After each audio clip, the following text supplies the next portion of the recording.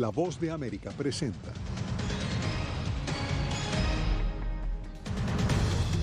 Presidente Biden llega a Riad para reparar la relación con Arabia Saudita tras el asesinato del periodista Jamal Khashoggi. El plan de Naciones Unidas para contener la violencia de pandillas en Haití. Desaparecen mensajes relacionados al asalto al Capitolio. Servicio secreto asegura que no interrumpe a la investigación. Y en México, familias de migrantes fallecidas en la tragedia del camión en San Antonio reciben los restos de sus seres queridos.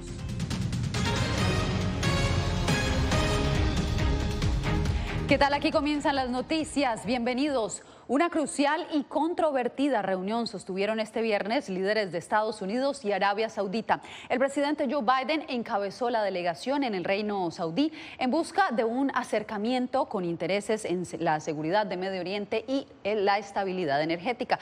Jorge Agobián, el presidente Biden, se dirigió a la nación desde Arabia Saudita. ¿Qué dijo? Yasmín, según el presidente Biden, el tema de los derechos humanos estuvo al principio de esta reunión con los líderes de Arabia Saudita. El presidente Joe Biden asegura que responsabilizó directamente en esta conversación a el príncipe heredero del Reino Saudita por el asesinato de un periodista que tenía residencia estadounidense en el año 2018, algo que según el presidente Biden, el príncipe heredero negó.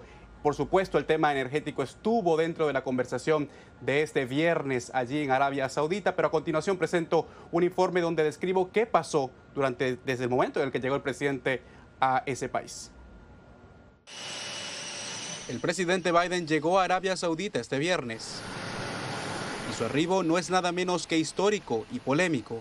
El mandatario se convirtió en el primer presidente estadounidense en volar directamente desde Israel hasta Jeddah, una ruta que se reabrió este viernes para civiles. Lo hizo para reunirse con el rey y el príncipe heredero, a quien la inteligencia estadounidense señala de haber aprobado el asesinato y descuartizamiento de un periodista saudí residente de Estados Unidos en 2018.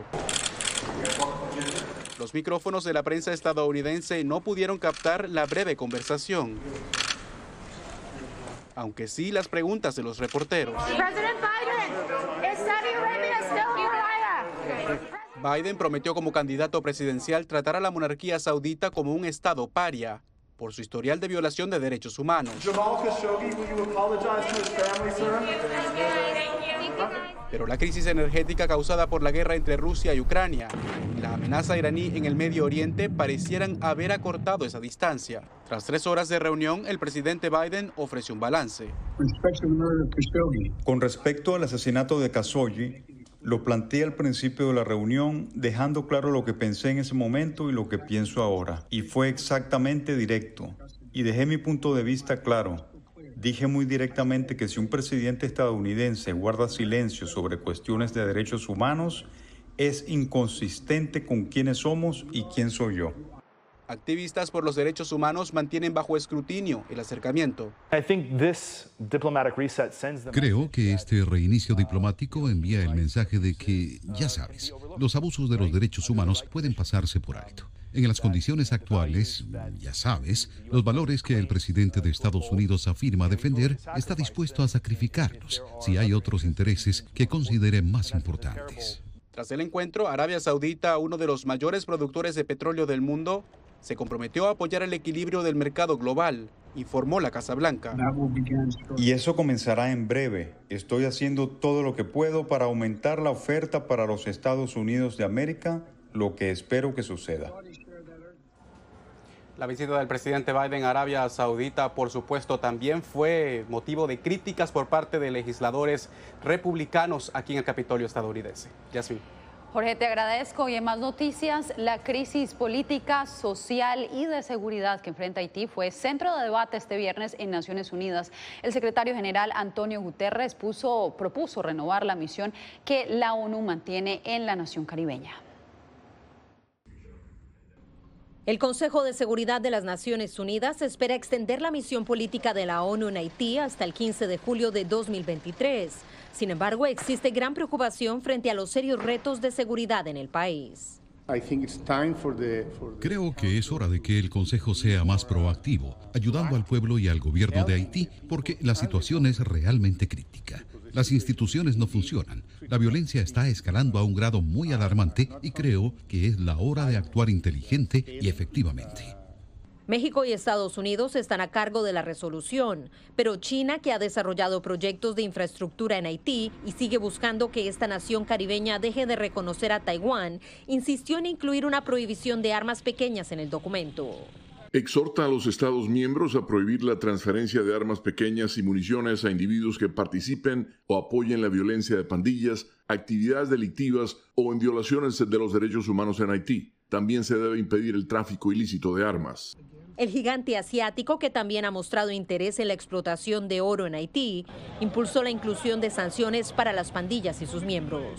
Exige el cese inmediato de la violencia de las pandillas y las actividades delictivas y en este sentido expresa disposición a tomar las medidas apropiadas según sea necesario, que pueden incluir el congelamiento de activos o medidas de prohibición de viaje contra quienes participan o apoyan la violencia de pandillas, actividades delictivas o violaciones contra los derechos humanos o que de otra manera socaven la paz, la estabilidad y la seguridad de Haití y la región dentro de los 90 días a partir de la adopción de esta resolución. Y precisamente Celia Mendoza nos acompaña desde la sede de Naciones Unidas. Celia, ¿qué otras medidas sopesa la ONU en Haití? Naciones Unidas está tratando de ver cómo ellos podrían manejar el tema de la violencia y cómo podrían lograr establecer un camino para proveer no solamente seguridad, pero también alimentos y medicinas. Esto debido a lo que durante esta semana se trató dentro del Consejo de Seguridad. También estarían buscando la forma de que se lleven a cabo elecciones lo antes posible, a pesar de que el secretario general en su último reporte indicó que esto sería poco probable durante este año. Durante esta sesión y la resolución que se está analizando hablaría específicamente de que esto sucediera cuando se den las condiciones y el próximo 17 de octubre estarían entregando un reporte adicional para evaluar la situación y ver si es necesario extender la presencia de Naciones Unidas, que ya tiene la misión política. Este reporte viene en el marco de la investigación que adelanta el panel legislativo sobre el asalto al Capitolio del 6 de enero del 2021. Se conoció que desaparecieron mensajes de texto enviados y recibidos por agentes del servicio secreto antes y durante el ataque. Jacopo Luzzi, ¿qué más se sabe sobre estos mensajes? Yasmín, el inspector general del Departamento de Seguridad Nacional, agencia matriz del Servicio Secreto, de hecho, informó que muchos mensajes de los agentes fueron borrados como parte de un programa de reemplazo de dispositivos, pero fueron descartados incluso después de que el inspector general los solicitó como parte de su investigación sobre los eventos del 6 de enero 2021. Esta revelación ahora genera preocupación entre los legisladores que investigan el asedio al Capitolio, quienes ya se reunieron este viernes con el inspector general. Mensajes de texto del 5 y 6 de enero de agentes del servicio secreto que protegían al presidente Donald Trump ya no existen, reportó el inspector general. Mensajes que ahora generan dudas en Washington y alarman al comité que investiga el asedio del Capitolio en 2021. Su presidente, el demócrata Benny Thompson, recibió la notificación. Es preocupante. Es importante para nosotros obtener tanta información sobre cómo ocurrió esta discrepancia. En un comunicado, el servicio secreto dijo que la eliminación de los mensajes estaba prevista antes de recibir la notificación del inspector general para preservarlos y negó haberlos eliminado maliciosamente. El servicio secreto agregó que ningún mensaje bajo investigación fue eliminado y que coopera con la oficina del inspector general. En enero de 2021, antes de que la oficina abriera cualquier inspección sobre este tema, el servicio secreto comenzó a restablecer sus teléfonos móviles a la configuración de fábrica como parte de una migración del sistema de 3 meses planificada previamente. En este proceso se perdieron los datos residentes en algunos teléfonos. La noticia llega cuando el comité del 6 de enero investiga un incidente que involucra al expresidente Donald Trump y agentes del servicio secreto que viajaban junto a él a bordo de una camioneta blindada poco después de que terminara su discurso en la elipse el 6 de enero. Cassidy Hutchinson, ex asesora de la Casa Blanca, testificó ante el panel que un alto funcionario del servicio secreto le dijo que Trump se había enfurecido cuando su equipo de seguridad se negó a llevarlo al Capitolio, por lo que intentó agarrar el volante y agredir a un agente. Los funcionarios del servicio secreto cuestionaron aspectos de la versión de Hutchinson, pero dijeron también que los agentes dentro de la camioneta estarían preparados para testificar nuevamente ante el comité y confirmar, Yasmín, otro elemento del testimonio de Hutchinson, que Trump exigió que sus agentes lo llevaran al Capitolio, incluso después que le dijeron que era demasiado peligroso ir al Congreso. Gracias, Jacopo. Y mucha atención que tenemos noticia de última hora. El narcotraficante mexicano Rafael Caro Quintero, quien ha estado entre las 10 personas más buscadas por el FBI, fue detenido este viernes en su país. Las agencias de noticias Reuters y AP reportaron la detención del narcotraficante convicto por asesinar y torturar a un agente de la DEA en 1985. Estados Unidos ofrecía una recompensa de $20 millones por información que facilitara su captura. Caro Quintero encabeza el cartel de Sinaloa. Las autoridades lo consideraban armado y peligroso. También en México fueron sepultados 25 de las 26 migrantes mexicanos que fallecieron asfixiados el mes pasado dentro de un tráiler en San Antonio, Texas. Javier Egar conversó con algunos parientes en Oaxaca y Veracruz. En vuelos militares llegaron desde Estados Unidos los cuerpos sin vida de 25 mexicanos que truncaron sus sueños en un camión de carga. De entre los 4 oaxaqueños se encontraba Josué Díaz, un taxista de 34 años que buscaba un mejor futuro para su familia. Se trata de una persona originaria de Tlahuiltoltepet que aterrizó en el aeropuerto de Toluca. Su familia se encuentra aquí, sus amigos, porque van a ir en caravana acompañándolo a que llegue a su comunidad de origen. A 568 kilómetros de ahí, en San Marcos de Texquilapan, Veracruz, familiares, amigos y vecinos despidieron como héroes a los hermanos Giovanni y Jair Valencia Olivares, también a su primo Misael. Nos sentimos, en parte tranquilos porque pues no era lo que esperábamos, ¿verdad? De ver a nuestros hijos, pues muertos, ¿no? Pero pues ya estamos, tranquilos de ya tenerlos, en nuestra casa para que pues igual podamos, darles, pues una cristiana sepultura. Yolanda no halla consuelo. Yo tengo 4 hijos, pero pues el lugar de mi hijo pues no va a quedar vacío, ¿no? Pero pues es algo que nunca vamos a recuperar, una tristeza que nos va a costar, ¿no? Salir adelante. Y la tristeza acompaña también a quienes viven del otro lado, en Texas. Los mexicanos fueron el grupo más numeroso de víctimas de esta escalofriante tragedia que dejó 53 fallecidos, incluyendo ciudadanos de Guatemala y Honduras. Javier Egar, Voz de América, Ciudad de México. Y al volver, nuevos efectos de la infección por coronavirus. Investigadores ahora aseguran que podría reducir la esperanza de vida.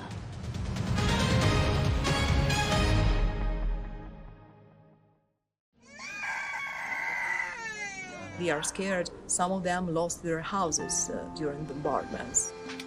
Si quieres conocer más de estas historias, conéctate en Boa Plus con Alas que Ayudan y viaja con la Voz de América en el avión que un piloto argentino puso a disposición de más de 1000 ucranianos, con niños, mujeres y personas con enfermedades que escaparon de su país, que huyeron de la guerra en busca de refugio hasta que lograron reparar sus alas rotas.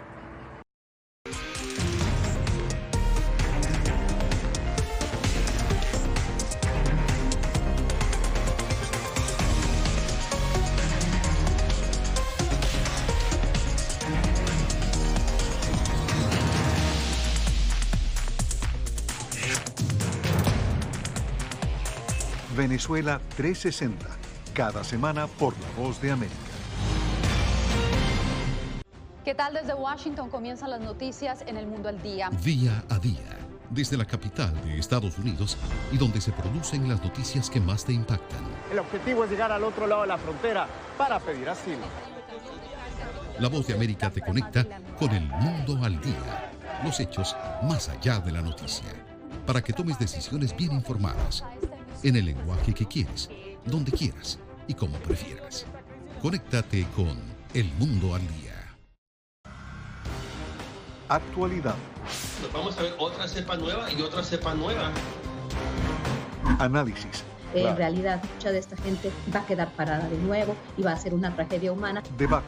Dejen la obsesión. La obsesión la tienen ustedes. Con la información más allá de los titulares. El tema energético es algo que se está analizando. La inflación es un problema global. 30 y 50 metros están ya las tropas. Su respuesta, doctor.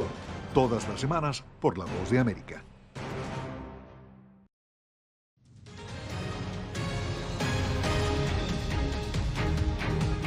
La pandemia del coronavirus podría reducir la esperanza de vida. Así lo concluye un estudio realizado por varias universidades que además identifican a los hispanos como el grupo más perjudicado.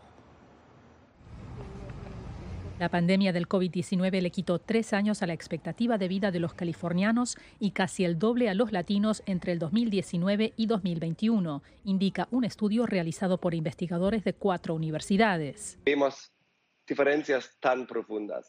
Hannes Schwant es economista en la Universidad Northwestern y autor principal del estudio que analizó la etnicidad y el nivel socioeconómico de casi 2 millones de fallecidos. Ya antes de la pandemia había grandes diferencias en la esperanza de vida entre gente rica y gente pobre, pero esta diferencia ha agravado mucho más durante la pandemia. Las cifras revelaron que la esperanza de vida siguió en descenso del 2020 al 2021, a pesar de que ya había vacunas disponibles. Se lo atribuye a barreras en el sistema de salud, entre otros factores. La población hispana tenía más profesiones esenciales, dependían más en transportes públicos. Los hallazgos resaltan la inequidad del impacto de la pandemia, afirma Till von Wachter, coautor del estudio y profesor de la Universidad de California, Los Ángeles. Se pueden usar estas conclusiones para informar sobre cómo planear para futuras crisis de salud pública. Esperamos que la esperanza de vida, especialmente en la población hispana, va a crecer mucho otra vez. Eso una vez que se supere la pandemia. Verónica Villafañe, Voz de América, Los Ángeles. Mientras los casos de viruela del mono van en aumento en Estados Unidos, el Departamento de Salud ordenó aumentar la capacidad de pruebas. Según los CDC, actualmente hay más de 900 casos confirmados en el país y unos 10,000 a nivel mundial. El gobierno ordenó hoy 2.500.000 dosis adicionales de vacunas para distribuir a lo largo de la nación. Y en otras noticias, ahora que la Corte Suprema revocó el derecho constitucional del aborto en Estados Unidos, críticos advierten sobre un nuevo tipo de esclavitud reproductiva. Verónica Valderas Iglesias examina el argumento, pero antes les advertimos que el siguiente reportaje contiene imágenes sensibles. Poner fin al trabajo forzado de personas negras no fue el único objetivo de la 13ª enmienda a la Constitución de Estados Unidos, que abolió la esclavitud en 1865. Fue bien entendido y articulado por los miembros del Senado que abolían la esclavitud reproductiva involuntaria de las mujeres negras. A ellas se les obligaba a parir hijos que no querían, a menudo resultado de violaciones sexuales. La 14ª enmienda constitucional erradicó aún más los vestigios de la esclavitud y sirvió de base para que el aborto fuera protegido a nivel federal, hasta el mes pasado, cuando la mayoría conservadora de la Suprema Corte lo revocó. Los críticos advierten que ello ignora las amargas lecciones de la esclavitud y las disparidades que existen, pues las minorías étnicas pobres tendrían más que perder. Algunos estados contemplan enjuiciar y penalizar a las personas que ayuden a alguien a trasladarse a otro estado o hasta a quienes mencionen el aborto autogestionado. Los activistas antiaborto aplauden que los estados tengan ahora el poder de decisión. Los votantes tendrán ahora la capacidad de elegir a los funcionarios que representen sus valores en cada estado. El aborto no se menciona en ninguna parte del texto de la Constitución, así que la Suprema Corte detectó el error y lo corrigió revocando el caso Roe versus Wade. Para en cierta medida proteger el acceso al aborto a nivel federal, el presidente Joe Biden firmó una orden ejecutiva que incluye el uso de medicamentos, pero de cara a las elecciones legislativas de noviembre, se anticipa que el debate nacional solo se agudice. Verónica Valderas Iglesias, Voz de América, Washington. Quédese porque al regresar, gobierno y grupos indígenas negocian acuerdos sobre subsidio a combustibles en Ecuador.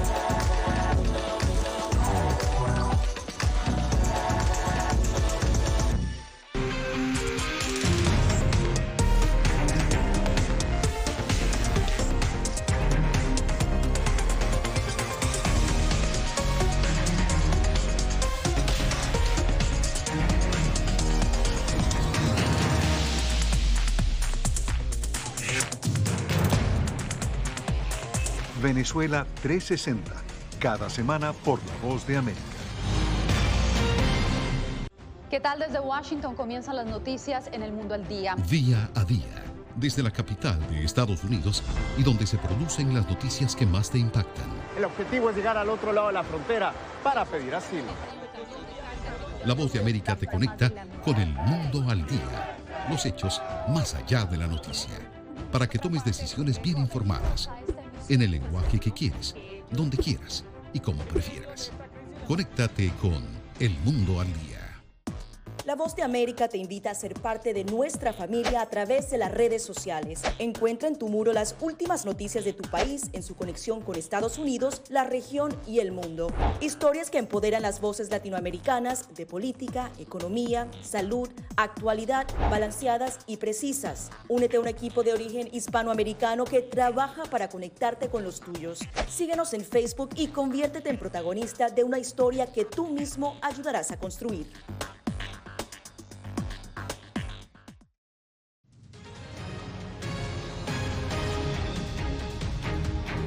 El gobierno de Ecuador y los movimientos indígenas buscan un punto de encuentro sobre el subsidio a los combustibles. Como nos informa Néstor Aguilera, varios gobiernos han intentado sin éxito reducirlo o eliminarlo en el pasado.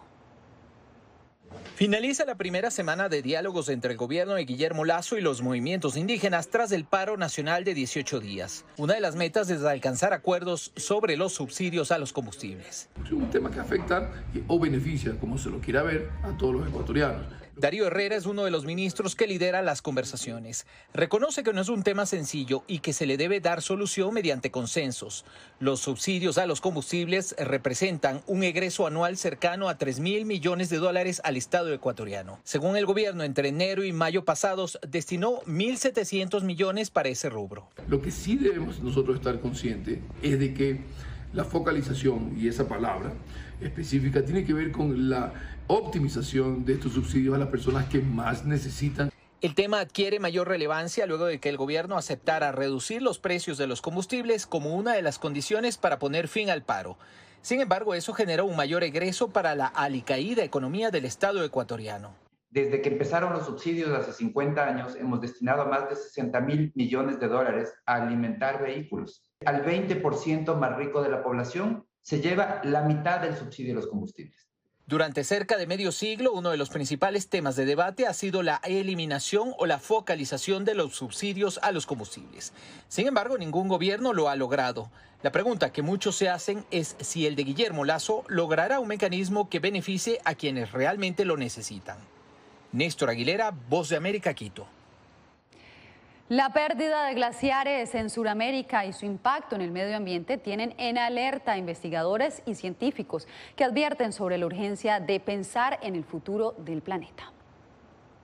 A través de imágenes satelitales traducidas a mapas, investigadores de varias organizaciones obtuvieron información valiosa sobre la preocupante reducción de los glaciares en Sudamérica. Los países andinos, por ejemplo, ¿no? Como ser Bolivia, Perú, Ecuador, Colombia, que se encuentran en la región tropical, han perdido más del 40% del área que tenían hace menos de 30 años. Para entender el impacto del fenómeno, Olga Borja, analista de sensores remotos de la Fundación Ecociencia y Map Biomas de Ecuador, realiza esta comparación. Están reduciendo a un ritmo de aproximadamente unos 28 kilómetros cuadrados por año. Eso es el equivalente a 2 aeropuertos, por ejemplo, de la ciudad de Quito. Según explican los expertos, la función de los glaciares es crucial para amortiguar las alzas de temperatura del planeta y garantizar la disponibilidad de agua de las poblaciones, pero también del agua de su deshielo se alimentan muchas de las cuencas donde se encuentran justamente las zonas productivas de alimentos. Y aunque el panorama parezca irreversible, hay acciones que se pueden asumir, como asegura el investigador Pablo Fuchs. Hay bastante resistencia de parte de algunos gobiernos, pero es una acción urgente. Según la investigación, Bolivia perdió el 42,6%, Perú el 41% y Ecuador el 36% de glaciares andinos tropicales en su extensión. Fabiola Chambi, Voz de América, Bolivia. Marcamos una pausa, pero usted no se mueva. Volvemos con más noticias aquí en El Mundo al Día. They are scared. Some of them lost their houses during bombardments. Si quieres conocer más de estas historias, conéctate en Boa Plus con Alas que Ayudan y viaja con La Voz de América en el avión que un piloto argentino puso a disposición de más de 1000 ucranianos, con niños, mujeres y personas con enfermedades que escaparon de su país, que huyeron de la guerra en busca de refugio hasta que lograron reparar sus alas rotas.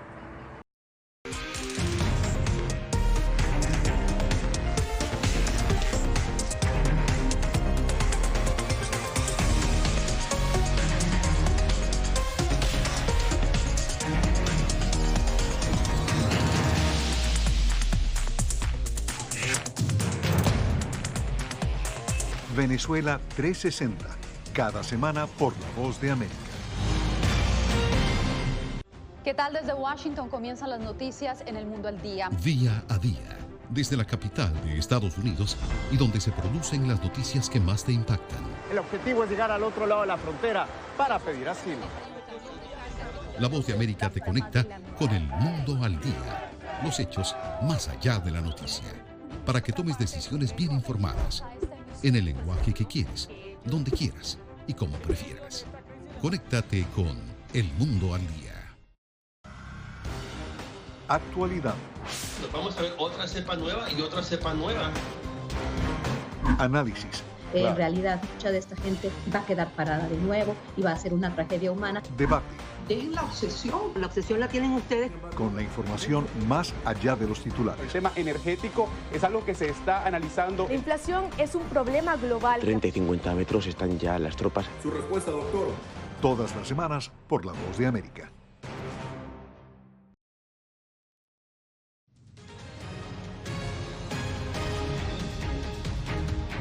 En Australia, especialistas en arte se han dedicado a rescatar el cuidado y las tendencias en peinados para cabellos afro. Esto ante la escasez de estilistas capacitados. El peinado de una cabellera afro es objeto de estudio en Australia. En el Instituto Nacional de Arte Dramático de Sydney se intenta rescatar este estilo de cuidado para preparar a personas especializadas en un oficio que muchas veces, al menos en ese continente, es poco valorado. Desafortunadamente, el cabello rizado se ha asociado con la discriminación. He conocido a tantas personas a quienes los han insultado por su cabello. La atención hacia el arreglo de cabelleras con textura crespo también se debe a la escasez de profesionales estilistas en Australia dedicados a esta apariencia en el peinado. Hay escasez de personas o peluqueros que se especialicen en cabello rizado. Eso es solo un estándar, ya sea en un salón regular o en la industria del entretenimiento. Así lo confirma la modelo Basilla Allman, quien aprendió al principio de su carrera que la mayoría de los estilistas en las sesiones de fotos no sabrían cómo peinarla. Me di cuenta de que la mayoría de las veces era mejor para mí venir con el cabello preparado, porque cuando alguien había tratado de peinarme previamente, nunca parecía que estuviera bien hecho. Tutores del Instituto Nacional de Arte Dramático de Sydney consideran necesario incluir en el currículo de estudios para aprendizaje de peinado y maquillaje la especialización de cabello afro.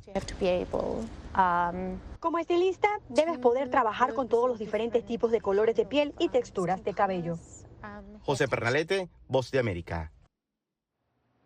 Cerramos con el Río de los 7 Colores en Colombia, una maravilla natural que reabrió sus senderos ecológicos para recibir a los turistas. Caño Cristales estuvo cerrado desde finales de noviembre pasado durante la temporada de sequía, cuando la planta acuática de colores queda expuesta. Pero hoy, los vibrantes colores de sus piscinas naturales, que es uno de los principales atractivos de esta región, vuelven a encantar. Caño Cristales está ubicado en La Macarena, en el departamento del Meta, una zona que fue controlada por grupos guerrilleros y hoy busca convertirse en un destino turístico más amplio.